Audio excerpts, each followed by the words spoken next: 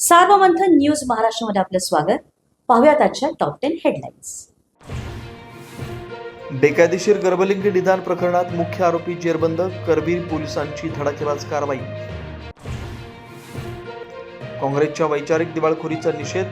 गुंगी गुडिया वादावरून सुनील तटकरे यांचा हल्लाबोल. पत्रकार परिषदेत जे उत्तर देतात त्यात इतरांनी बोलू नये, धनंजय मुंडेंना कानपिचक्या. मुंबई पालिकेचा वादग्रस्त टेंडर मागे घेण्याचा महापौरांचा आदेश. काम राणीच्या बागेत होतं, मात्र महापौर बंगल्याचा चुकून उल्लेख केल्याची महापौरांची पत्रकार परिषदेत माहिती.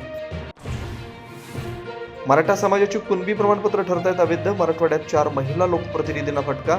जिल्हा परिषद नगर परिषद सदस्यत्व आलं धोक्यात.